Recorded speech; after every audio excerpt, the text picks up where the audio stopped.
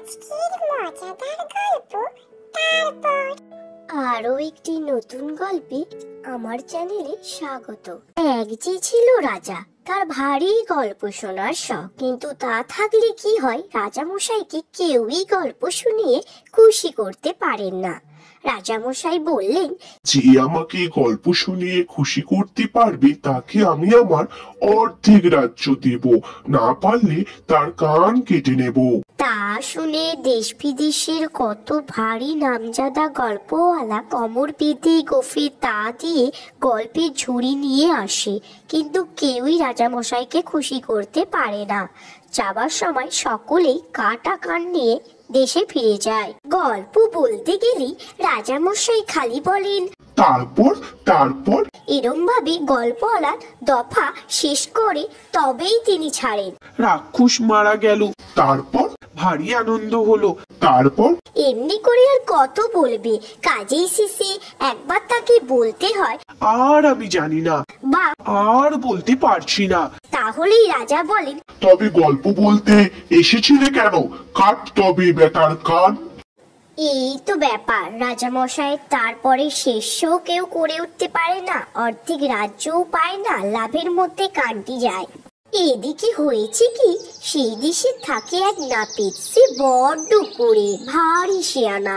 সে ভাবলো, অর্ধেক রাজ্য যদি পাই তবে নেহাত মন্দ হবে না, একবার চেষ্টা তো করে দেখি, ক্ষতি কি, না হয় কানটা কাটা যাবে। এই বলে সে রাজ দরবারে যাওয়ার জন্য তৈরি হলো। এরপর সেই কুড়ে নাপিত রাজসভায় গিয়ে রাজার পায়ে সেলাম ঠুকে বললেন, মহারাজের জয় হোক, হুকুম হয়তো কিছু গল্প শোনাই। রাজা বললেন, ভালো ভালো, কিন্তু আমার শর্ত জানো তো? খুশি করতে পারলে অর্ধেক রাজ্য দিব, না পারলে কানটি কেটে নেব। নাপিত বলল, আমার গল্পের আগাগোড়া শুনতে হবে, মাঝখানে থামতে বলতে পারবেন না। রাজা বললেন, তাই সই, আমিও তাই চাই। এরপর নাপিত রাজার সিংহাসনের সামনে মেঝেতে বসে পড়ল গল্প বলার জন্য এবং বলল, মহারাজ, এখান থেকে অনেক দূরে এক আজব দেশ আছে। অমনি মহারাজ বললেন, তারপর সেইখানে অনেক দিন আগে ভারী নামজাদা এক রাজা ছিলেন। তার রাজ্যে এক ধার থেকে আরেক ধার যেতে 6 মাস সময় লাগতো। তারপর আর সেই রাজ্যের মাটি যে কি সরেস ছিল কি বলবো। তারপর তাই দেশে রাজামশাই তার রাজ্যের সকল জমিতে ধানের চাষ করলেন। তারপর আর তাতে ধান যা হলো, সে ধান রাখবার জন্য যে গোলা তৈরি হয়েছিল তার এক ধারে দাঁড়ালে আরেক ধার দেখা যেত না। তারপর লাখে লাখে মোষের গাড়ি লেগেছিল সেই ধান গলায় আনতে। এত বড় গোলা একেবারে বোঝাই হয়ে গিয়েছিল। তারপর তারপর সেই ধানের খবর পেয়ে পঙ্গপাল যা এলো, পঙ্গপালে 10 দিক ছেয়ে গেল। আকাশ অন্ধকার, হাওয়া চলবার জো নেই। শ্বাস টানলে ঝাঁকে ঝাঁকে পঙ্গপাল নাকে ঢোকে। তারপর তারপর বেটারে এসেছে ধান খেতে, কিন্তু রাজামশাইয়ের গোলা কি যেমন তেমন করে গড়া? পঙ্গপালের সাধ্যে কি তাতে ঢুকবে?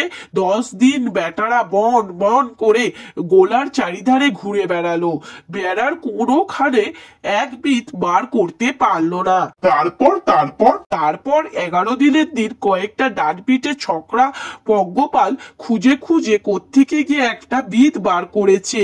অনেক ঠেলাঠেলি করলে তা দিয়ে ভেতরে ঢোকা যায়।